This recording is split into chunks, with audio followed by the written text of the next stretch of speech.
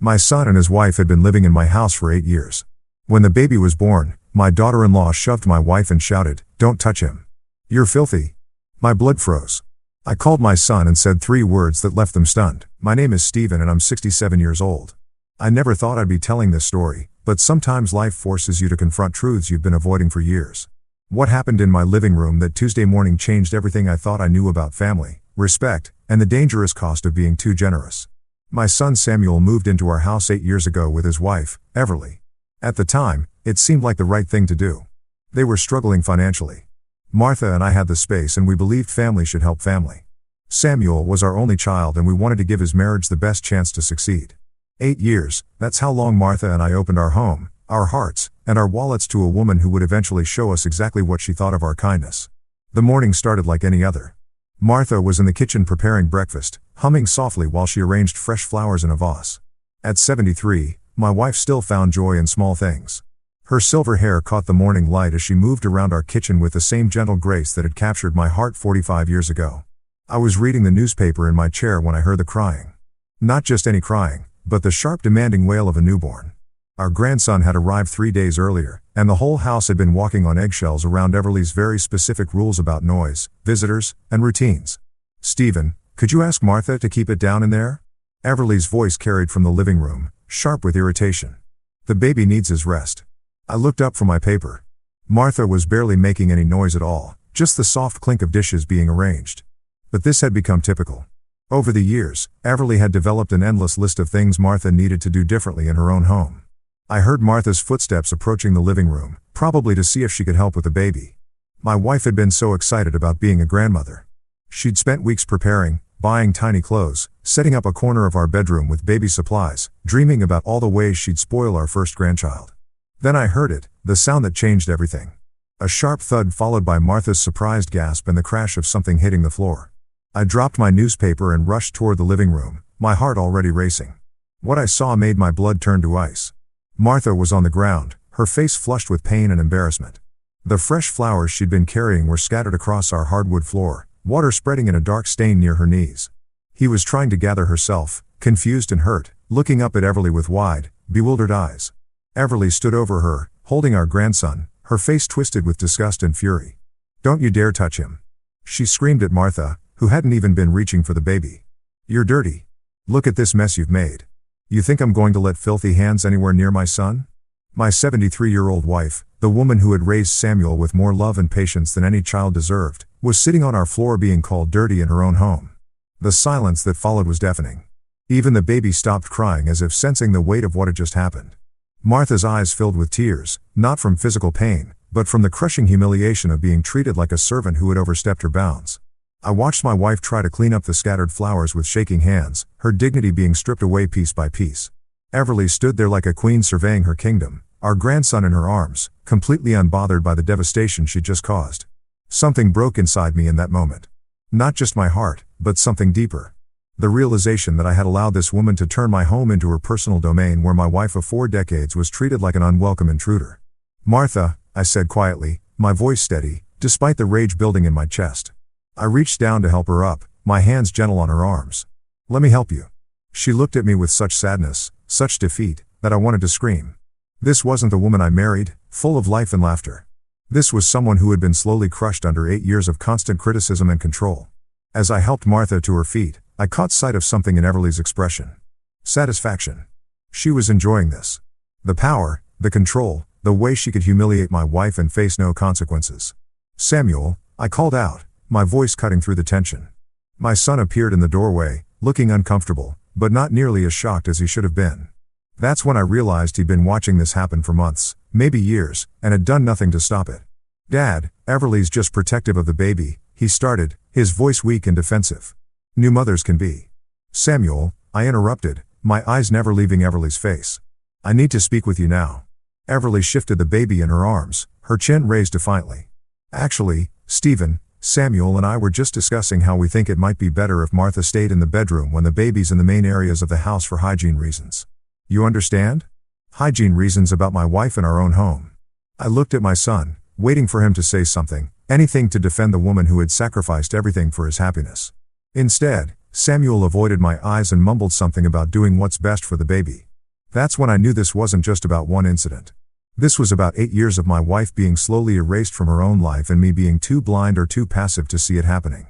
I helped Martha gather the remaining flowers, my mind racing with memories I'd been too comfortable to examine closely. How many times had Everly suggested that Martha do things differently? How many family dinners had Martha spent in the kitchen while Everly held court in our dining room? How many nights had my wife gone to bed early, not because she was tired, but because she no longer felt welcome in her own living room? As Martha quietly excused herself to change her clothes, I caught her hand. "Are you hurt?" I asked. She shook her head, but I could see the truth in her eyes.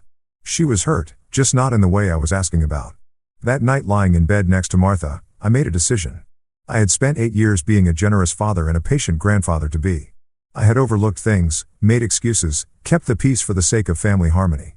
But watching my wife being pushed around in her own home, seeing the light slowly fade from her eyes over months and years of constant disrespect, I realized that some things matter more than keeping the peace.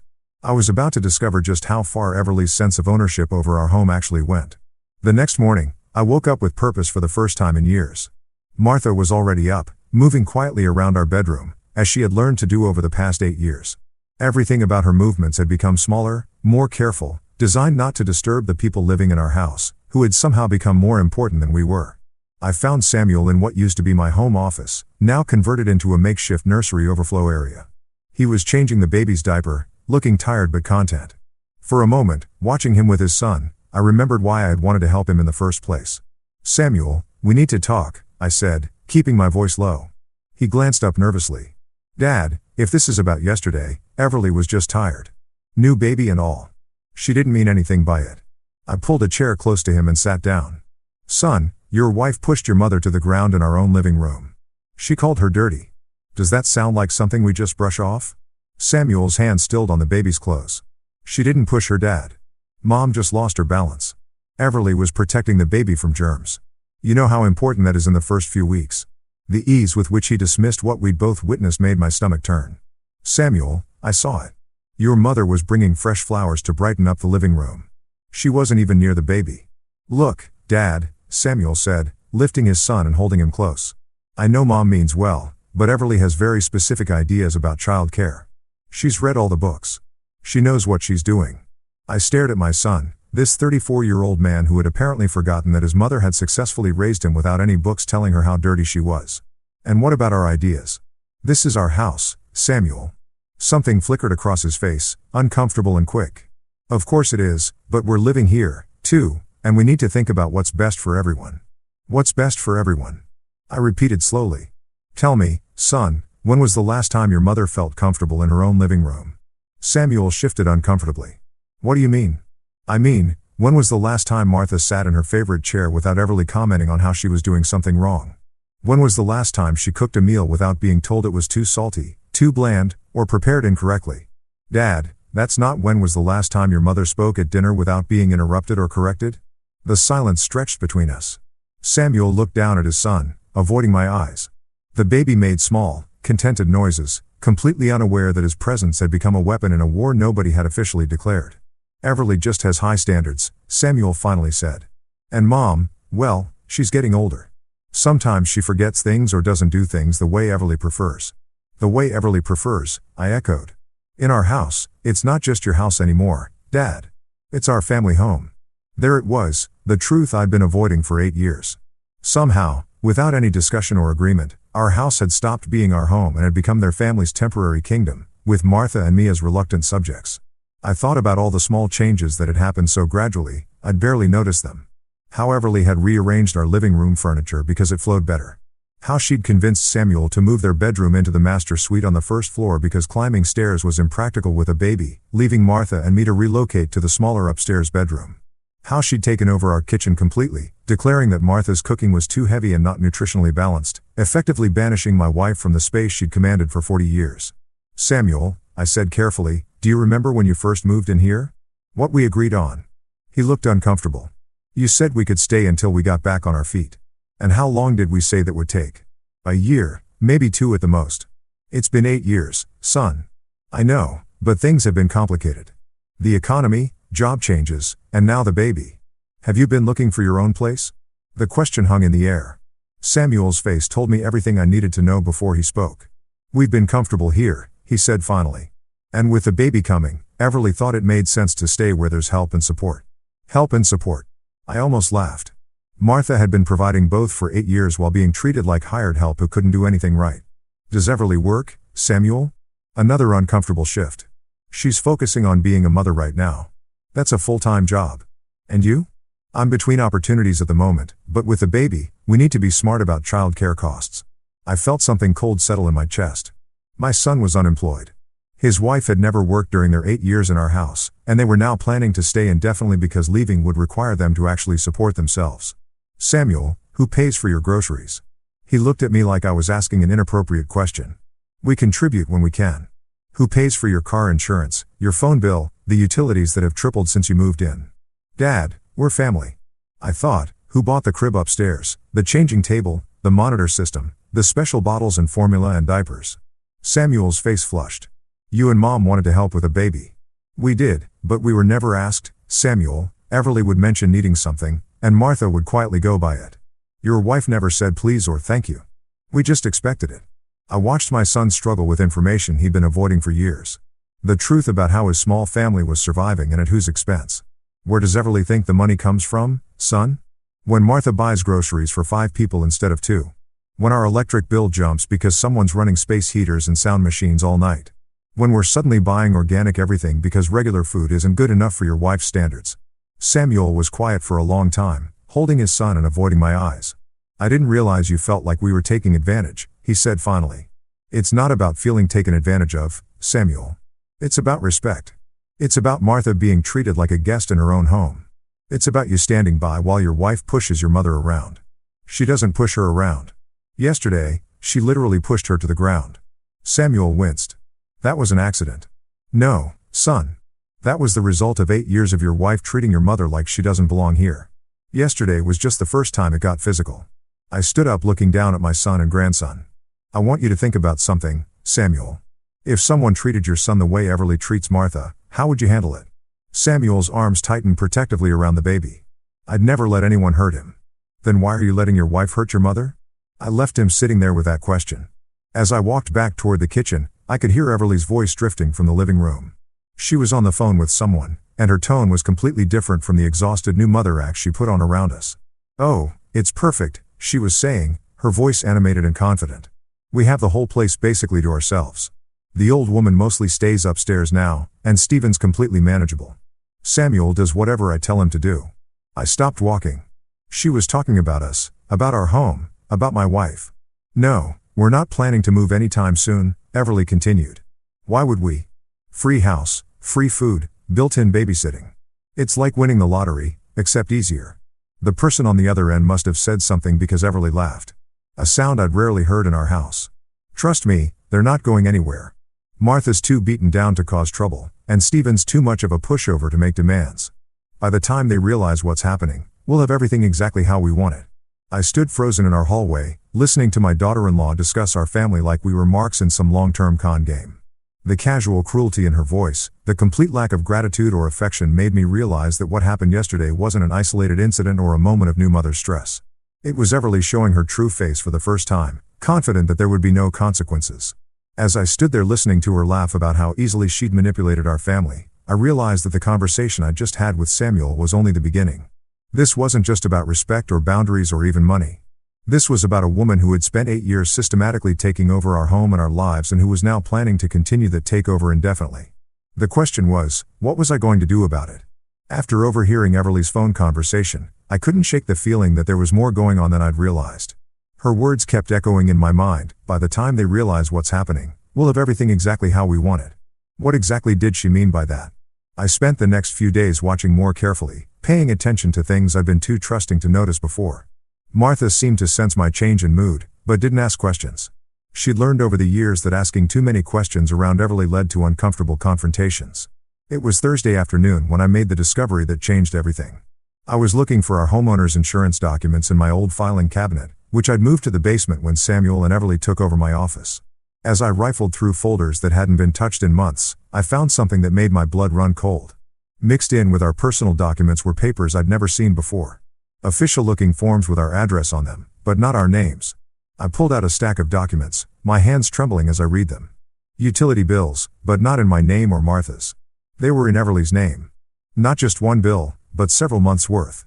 Electric, gas, water, cable, internet, all transferred to Everly Hartwell. But that wasn't the worst part. At the bottom of the stack was a form I recognized but couldn't immediately believe. A mail forwarding request with the Postal Service redirecting all mail for our address to come under Everly's name first, dated 6 months ago. I sat down hard on an old chair in our basement, staring at the papers in disbelief. Everly had been systematically putting our home services in her name without telling us, without asking permission. I climbed the stairs with shaking legs and went straight to our mailbox. Sure enough, when I really looked at the mail we'd been receiving, I noticed that most of it was addressed to E. Hartwell at our address with our actual mail mixed in almost as an afterthought. How had I missed this? How long had she been intercepting our mail, our bills, our personal correspondence? I walked back into the house and went straight to the kitchen where Martha was quietly preparing lunch. She looked up when I entered and I could see the question in her eyes. "Martha," I said, keeping my voice low. "When was the last time you saw our electric bill?" He frowned, thinking. "Well, you usually handle those, Stephen. But now that you mention it, I haven't seen any bills lying around in months. I assumed you were paying them online now." "I'm not paying them online. I haven't seen them either." Martha's face went pale. "What do you mean?" I showed her the documents I'd found, watched her face change as she realized what they meant. My strong, patient wife, who had endured 8 years of gradual humiliation, suddenly looked frightened. "Stephen, what does this mean? Why would she put the bills in her name?" I didn't want to voice what I was thinking, but the implications were becoming clear. "I think she's trying to establish legal residence here. If all the utilities are in her name, if she's receiving all the mail, she can claim this as her primary residence. But it's our house. We have the deed." "I know. But if someone wanted to make a legal claim that they were the primary occupants, having all the utilities and mail in their name would be a good start." Martha sank into a chair at our kitchen table. "She's trying to take our house." Before I could answer, we heard footsteps. Everly appeared in the kitchen doorway, the baby in her arms, looking at us with curious eyes. "Is everything all right?" she asked, her voice sweet and concerned. "You both look upset." I held up the stack of papers. "Everly, why are our utility bills in your name?" For just a second, her mask slipped. I saw a calculation in her eyes. A quick assessment of how much trouble she was in. Then the innocent expression returned. "Oh, those," she said with a light laugh. "There was some mix-up with the billing company a few months ago. They kept sending the bills to the wrong address, so I had them transferred to my name temporarily to make sure they got paid on time. I meant to mention it to you. For 6 months? Has it been that long? Time flies with the baby coming and everything. I'll call them tomorrow and switch it back if you want." I studied her face.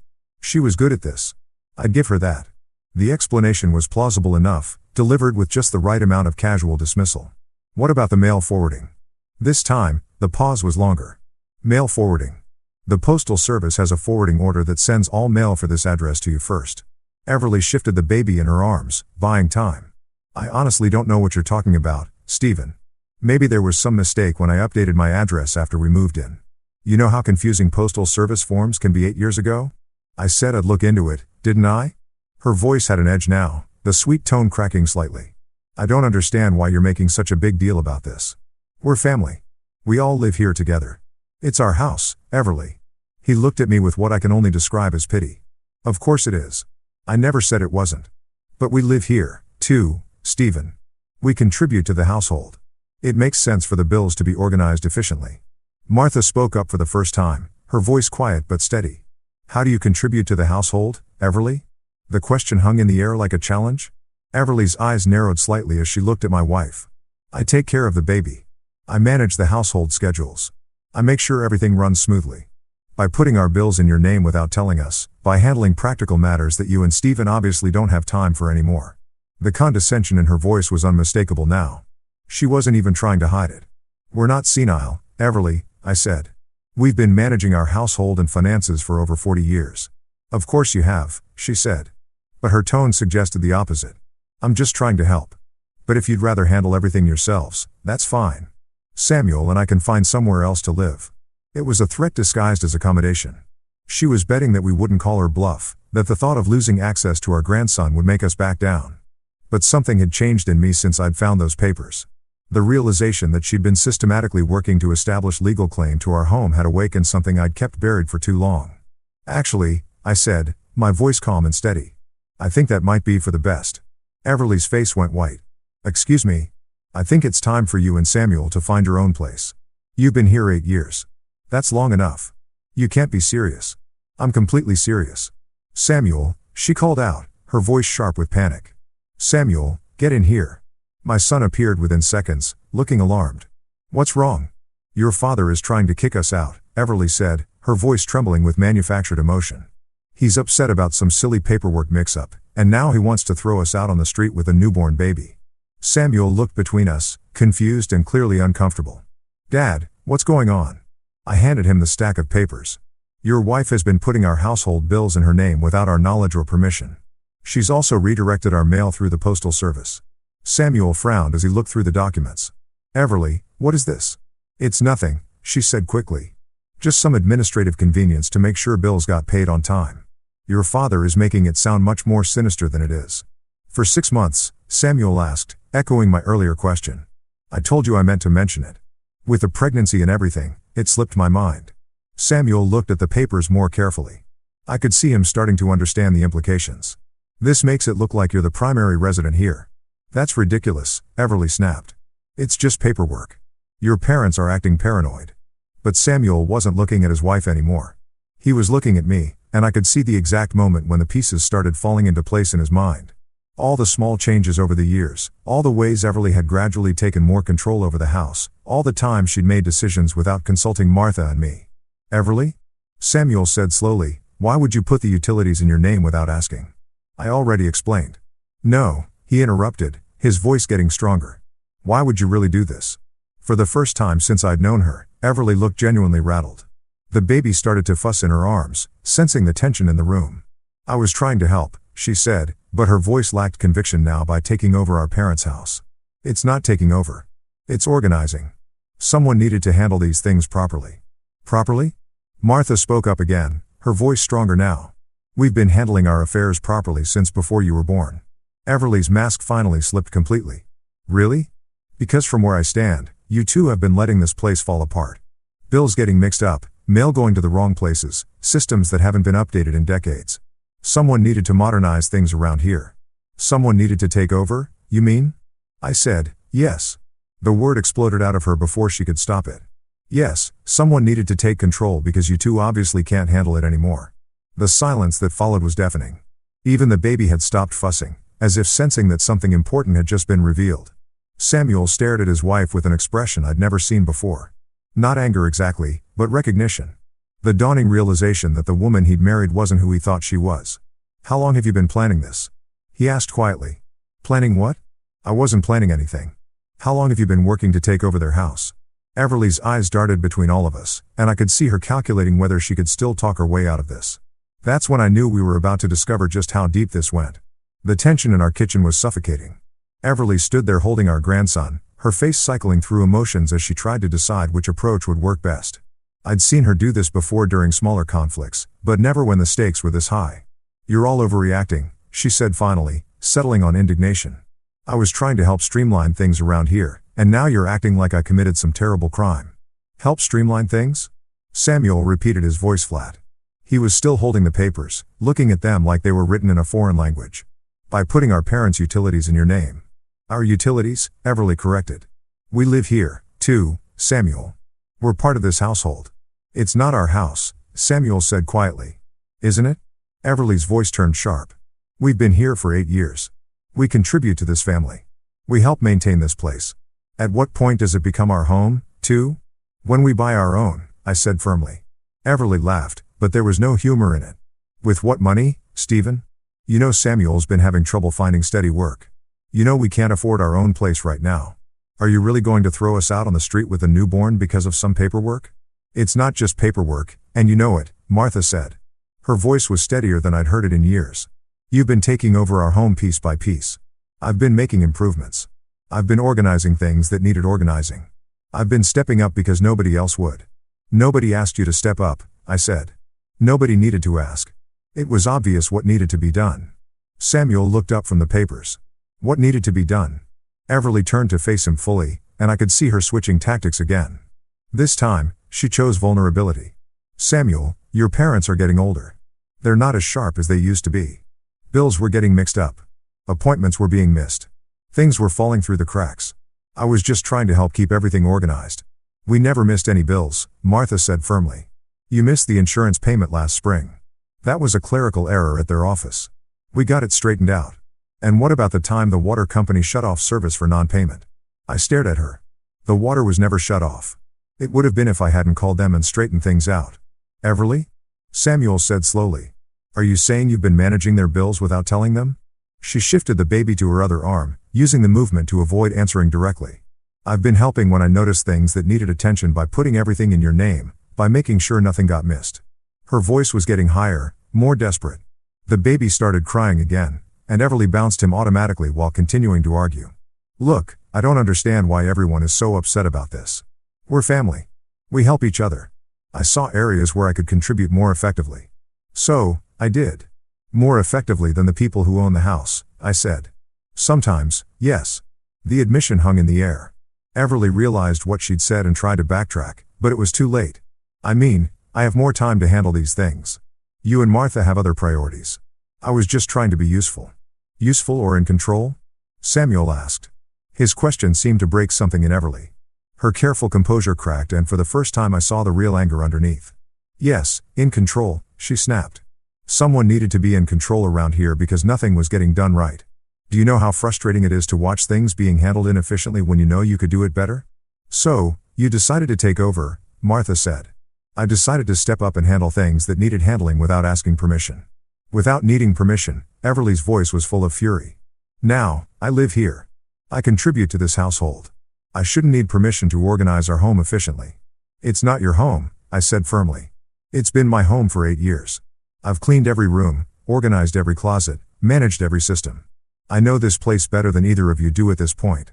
The arrogance in her voice was staggering. She genuinely believed that living in our house for 8 years gave her more claim to it than 40+ years of ownership. Everly?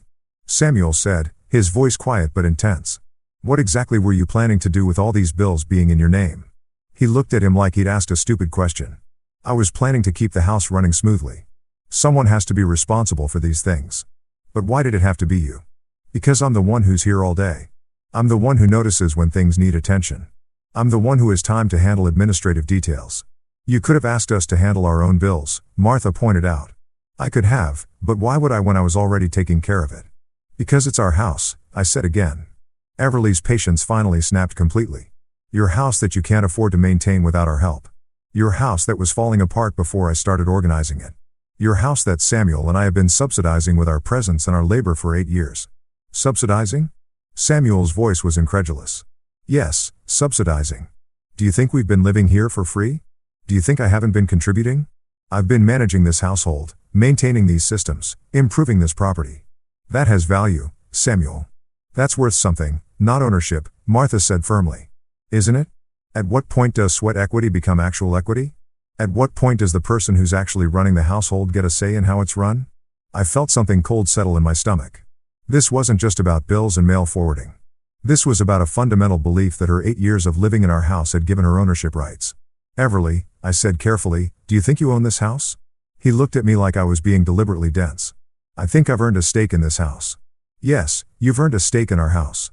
I've earned a stake in the house where I've lived for 8 years, where I've raised my family, where I've contributed my time and energy and effort to make it a better place.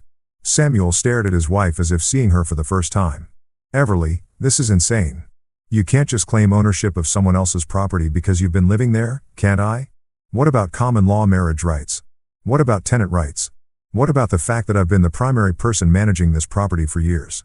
You're not married to the house, Martha said. But her voice was shaking now. And you're not a tenant. You're a guest who's overstayed. I'm a family member who's been contributing to this household while you two have been coasting on ownership rights you established decades ago. The breathtaking entitlement of it left us all speechless for a moment. Everly seemed to take our silence as agreement. Look, she said, her voice becoming reasonable again. I'm not trying to take anything away from anyone. I just think we need to recognize the reality of the situation. This house works because I make it work. These systems function because I maintain them. This family runs smoothly because I organize it. This family, Samuel said slowly. Or your family, our family, all of us, including Mom and Dad. Everly glanced at Martha and me. And I saw something cold flicker in her eyes. Of course, including Stephen and Martha. They're an important part of this household. An important part, I repeated, in our own house. In our family home. Yes, it's not a family home, Samuel said, his voice getting stronger. It's Mom and Dad's home that they've been generous enough to let us live in. For 8 years, Samuel, at some point, generosity becomes partnership. Not without discussion, not without agreement, not without consent. Everly's face was flushed now. Her control completely gone. Consent? I've been getting consent for 8 years in the form of you allowing me to handle these responsibilities. You've been perfectly happy to let me manage everything as long as you didn't have to think about it. She turned to face Martha and me directly. And you too have been perfectly happy to let me handle all the difficult parts of maintaining this household while you get to play the generous grandparents. We handle our own household. Martha said firmly. Really? When was the last time you balanced a checkbook? When was the last time you called a utility company? When was the last time you researched the best internet plan or negotiated a better rate for anything? I realized she was right about some of this. Over the past few years, Everly had gradually taken over many of these tasks, always presenting it as helpful efficiency rather than a takeover. That doesn't give you ownership rights, I said. It gives me a voice in decisions that affect my family's living situation. Your family can get your own living situation, Samuel said quietly. Everly whirled to face him, her eyes blazing. With what money? With your non-existent job? With my non-existent career because I've been busy managing this household for 8 years. That was your choice. That was our agreement. You said we'd stay here temporarily while we got on our feet. You said your parents wanted to help. You said this was the best thing for our family. I said we'd stay temporarily, not permanently. And I never said you should take over their house. I didn't take over anything. I stepped up when stepping up was needed. The baby was crying harder now, disturbed by the shouting. Everly tried to soothe him while continuing to argue, but her multitasking was falling apart under stress. Maybe, Martha said quietly. The baby should be somewhere quieter. Everly clutched our grandson tighter. He's fine where he is. He's upset because we're all shouting. He's upset because his family is being torn apart by selfish people who can't appreciate what they have. The insult was so casual, so matter-of-fact that it took a moment to register. Martha's face went white. Selfish people, I repeated. Yes, selfish. You have more space than you need, more resources than you use, and a family that's been helping you maintain all of it. And the moment someone asks for basic consideration, you want to throw us out. That's when I knew there was no reasoning with her. In her mind, we were the villains for wanting control of our own home. She genuinely believed she was the victim in a situation where she'd been systematically taking over our lives. The question now was what I was going to do about it.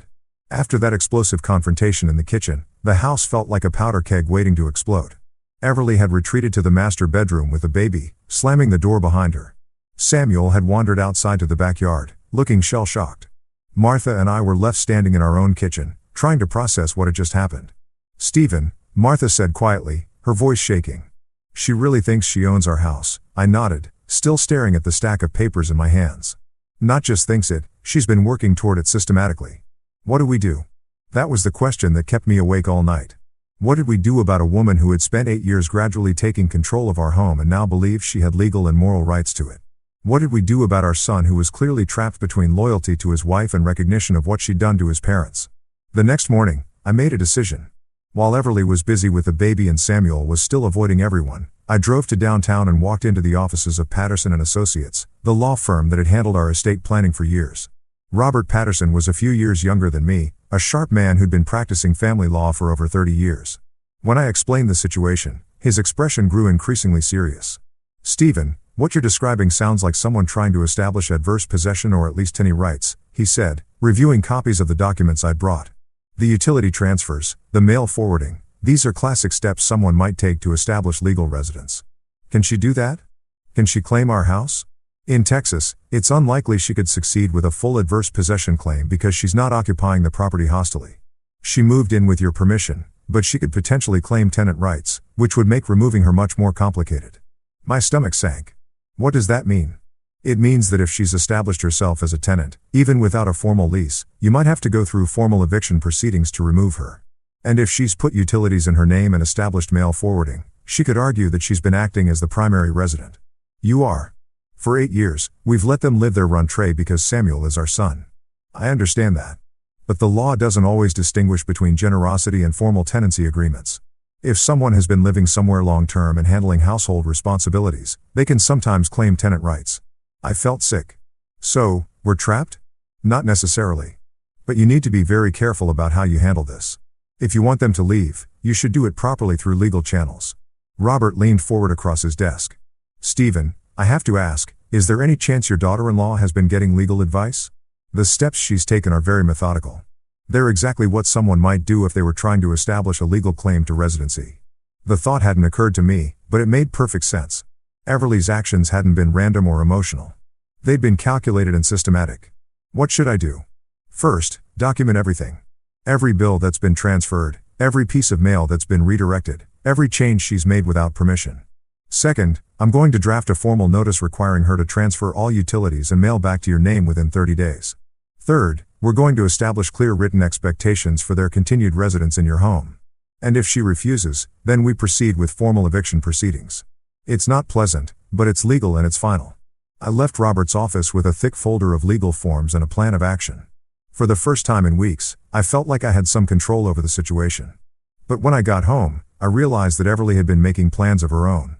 Martha met me at the door, her face pale with worry. Stephen, you need to see something. She led me to our bedroom where she'd been going through our personal filing cabinet. Papers were scattered across our bed, and Martha's hands were shaking as she held up a document. I was looking for our insurance policies to make sure everything was still in our names, she said. And I found this mixed in with our papers. It was a deed transfer form, blank, but with our property description already filled in. At the bottom in Everly's handwriting were notes about property values and tax assessments. She's been researching how to transfer ownership of our house. Martha whispered. I felt cold rage wash over me. Where did you find this? In our filing cabinet. She must have put it there when she was going through our papers to get information for the utility transfers. I studied the form more carefully. It wasn't just a casual inquiry. Someone had provided Everly with specific information about our property, including details that weren't publicly available. Martha, has anyone else been in our house recently? Any strangers? Any service people that Everly might have let in? Well, there was someone here last week while you were at your doctor's appointment. Everly said it was someone from the county assessor's office checking property values for tax purposes. I thought it was routine. My blood ran cold. Did you see their credentials? Everly handled it. She said she didn't want to bother me with official business. I grabbed the phone and called the county assessor's office. After being transferred 3 times, I finally reached someone who could check their records. No, sir, the clerk said after a few minutes. We don't have any record of sending someone to your address, and we don't do door-to-door property assessments unless there's been a specific complaint or legal challenge. I hung up and looked at Martha. It wasn't a county assessor.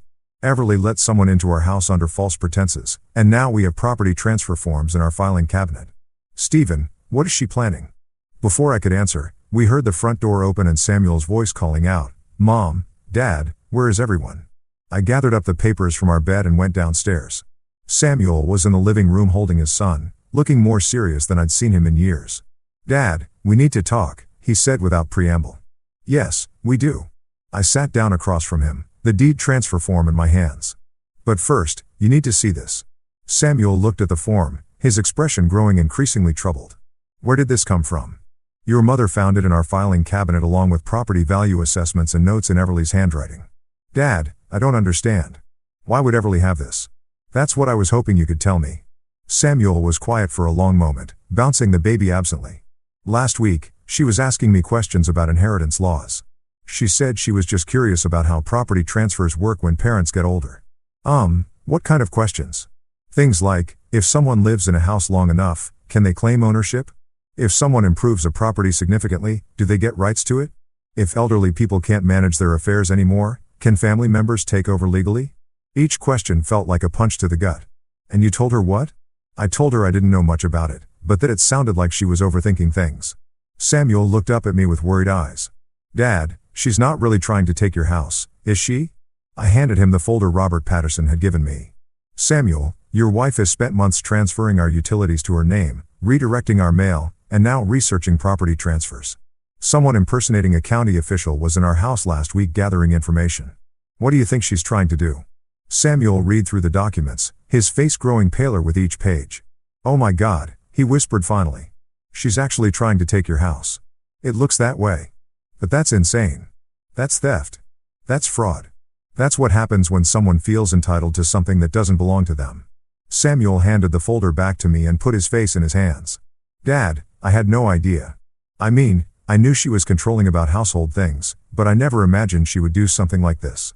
Samuel, I need to ask you something, and I need you to be completely honest with me. Oh. He looked up. Okay. Are you part of this? Did you know what she was planning? The question hung in the air between us. Samuel's face cycled through hurt, anger, and finally understanding. No, he said firmly. No, I had no idea. And I'm horrified that you even have to ask. I had to ask. I understand why, but Dad, I would never do anything to hurt you and Mom. Never. I studied my son's face, looking for any sign of deception. What I saw was genuine shock and growing anger. What are you going to do? He asked. I'm going to stop her. How? I told him about my visit to the lawyer, about the formal notices we were preparing, about the legal steps we could take to protect our home and force Everly to reverse what she'd done. Samuel listened quietly, occasionally asking questions, but mostly just absorbing the reality of his situation. When I finished, he was silent for a long time. Samuel, I need you to understand something, I said finally. This isn't just about the house. This is about your wife systematically deceiving our family and trying to steal our home. I can't ignore that. I won't ignore that. I know, he said quietly. And I need you to decide where you stand. Are you with us or are you with her? Samuel looked down at his son, then back at me. Dad, she's my wife, but what she's done is wrong. It's not just wrong, it's criminal. So, what are you going to do? I'm going to talk to her. I'm going to give her one chance to fix this voluntarily. If she won't, then I'll support whatever legal action you need to take. And your marriage? Samuel's voice was sad but determined. My marriage to someone who would steal from my parents. I think that marriage has bigger problems than I realized. That evening, Samuel confronted Everly. I could hear their voices through the walls, though I couldn't make out the words. The argument went on for over an hour with periods of shouting followed by intense whispered conversations. Finally, Samuel came to find me in the living room. His face was grim and he was no longer carrying the baby. She admitted it, he said without preamble. All of it, the utilities, the mail, the property research. He's been planning this for over a year. What did she say when you confronted her? She said she was protecting our family's future. She said you and Mom are getting older and that someone needed to make sure the house stayed in the family when you're gone. She said she was protecting the family by stealing from us. She said she was ensuring that the house would go to people who actually take care of it instead of being sold to strangers. The twisted logic was almost breathtaking. And what did you tell her? I told her that what she was doing was theft and fraud. I told her that if she didn't fix everything immediately, I would support you in having her arrested. How did she react to that? Samuel's face was hard with anger. He told me that if I sided with you against her, she would make sure I never saw my son again. That threat changed everything. This wasn't just about property fraud anymore.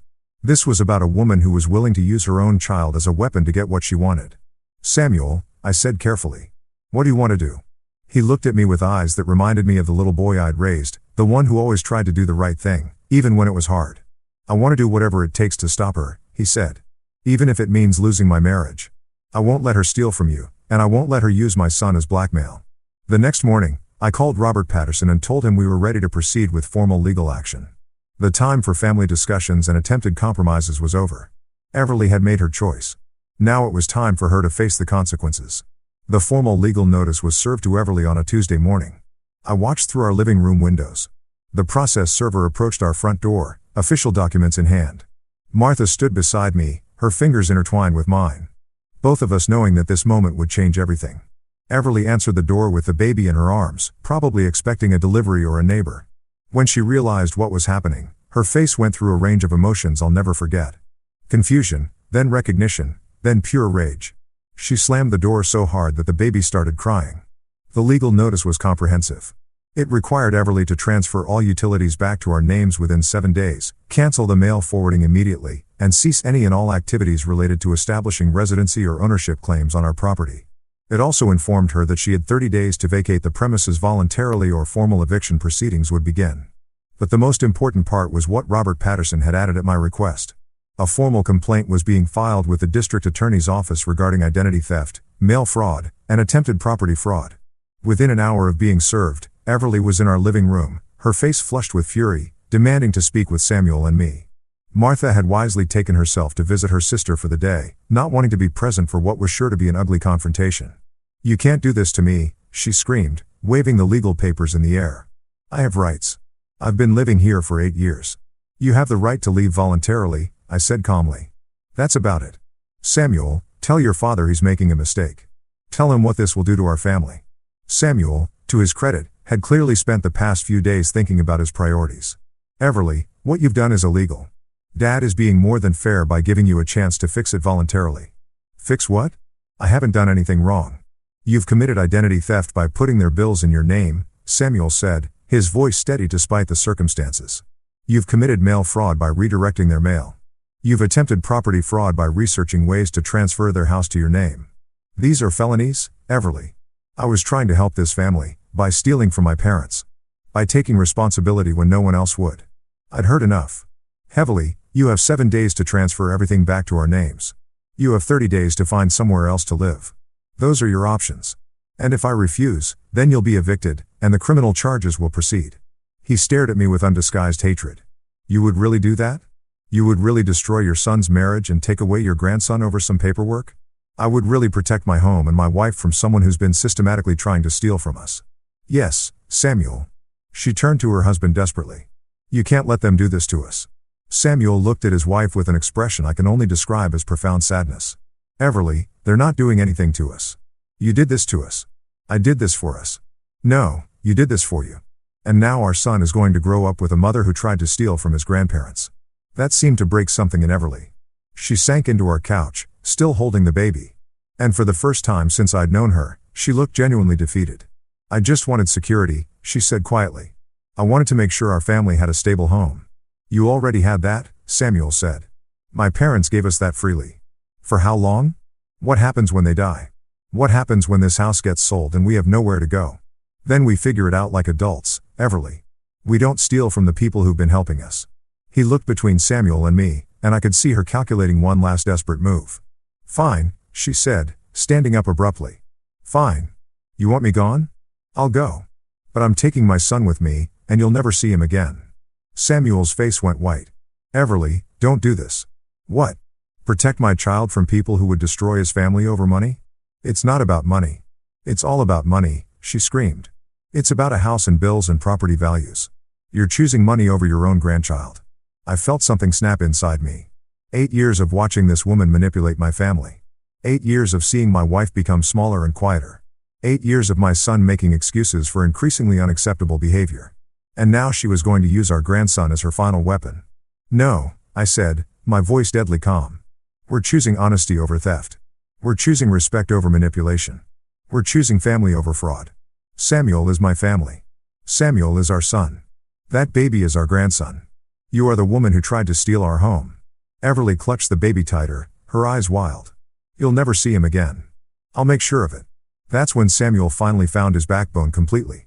Actually, Everly, you won't. His voice was calm but absolute. Because I'm filing for divorce and I'm requesting full custody.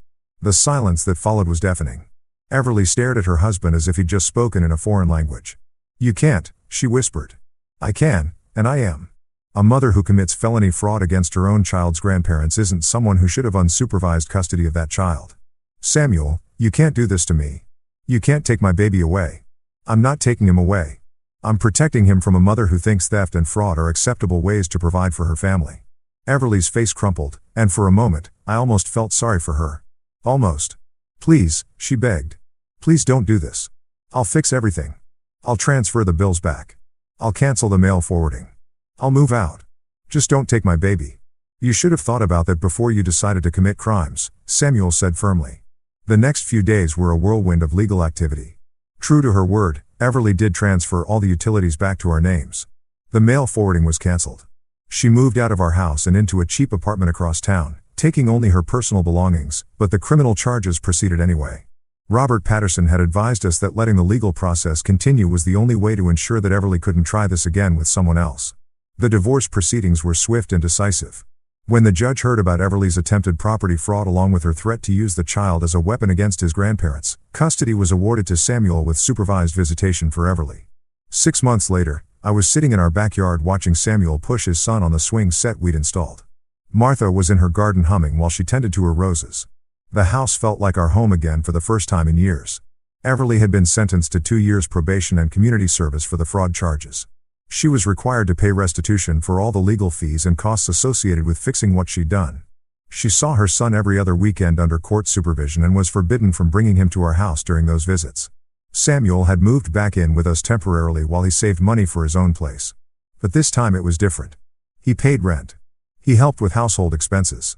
And most importantly, he treated Martha and me like the homeowners we were, not like elderly relatives who needed managing.